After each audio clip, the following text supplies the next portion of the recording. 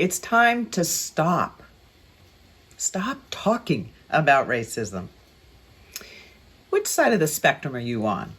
You might be one of those of the dominant population who say, enough already. I don't want to talk about racism anymore. And you'd be wrong. Or you might be on the other end of the spectrum. We haven't even begun to talk about racism yet. And you might also be wrong.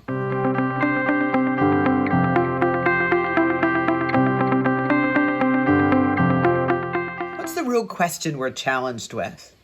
In my mind, we've stopped listening, we've stopped caring, and we've stopped paying attention to what each of us wants and experiences as respectful. I was with a client just the other day who used the phrase, somebody got really upset on my team and it really wasn't my intention. And I said, stop right there. Let's talk about what you mean by intention. It was a tough conversation, but with an open heart and some clarity that we're seeking a solution to bring our humanity back to each other. It's super important that we learn how to recognize when we're creating the exact opposite of the experience that we want. When we say, it wasn't my intention to say something hurtful, we've done a double dip. Not only were we not thoughtful enough to recognize that our intent would be misrepresented, but we have then the gall to say, well, just go by what I was intending and get the meaning of what I was really saying. A second level of disrespect. Courageous conversation is called for when we have this level of division and separateness in our experience of the exact same words in the exact same conversation. We must act differently. We must choose behaviors differently that bring and restore, in some cases, mend and forgive the hurt that's caused when we speak without being purposeful and deliberate and conscious about care. I have a bias that all human beings have the ability for compassion. It means to be with the passion of another. What it requires is that we slow down and not assume that we know what we each require, want, long for, yearn for in a respectful conversation with each other in the workplace or frankly, in any place.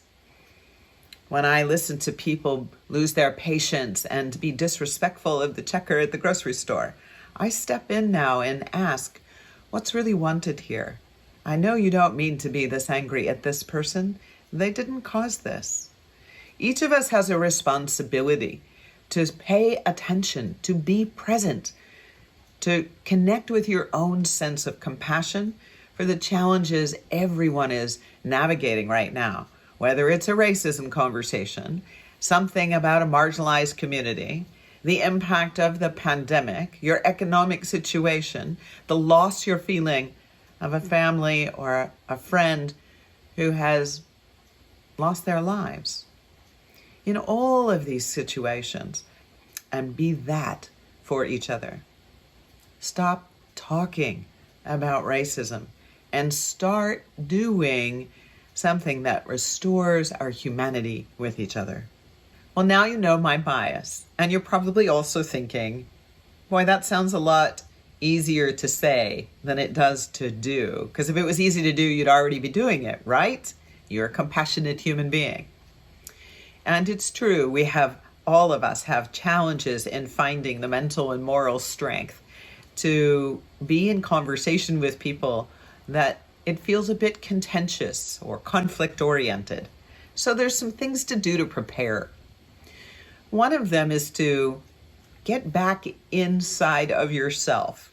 When a situation or a conversation activates us and we have emotions starting to surface and we want to defend ourselves, the breath is the way to stay centered and grounded. Either close your eyes or slowly close and open them. Just that split-second interruption helps your parasympathetic system relax. The breath reminds you, you're okay. This is not a threatening situation. It might be a subject that's a little heated, and the more you can stay calm and open and measured, the more receptive the other person will be to you. Now, mindset's also important. When you adopt a mindset that the person is not the same as the situation, and that you believe they possess the resource and capability, creativity, the wholeness in themselves to be respectful and inclusive and collegial, we behave differently. When we see more of them than the situation, we appeal to those parts of themselves. The other person will recognize this. So whether it's in the moment when you've done an eye blink and taken a couple of breaths, or you're preparing for a conversation that you've arranged to have, adopt the mindset.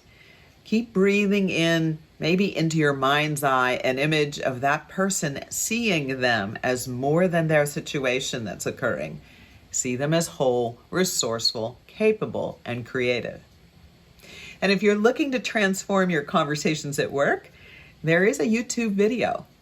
And please subscribe to our channel. We give you lots of free resources all of the time. But that one, Transform Conversations in the Workplace, will help you very much with this.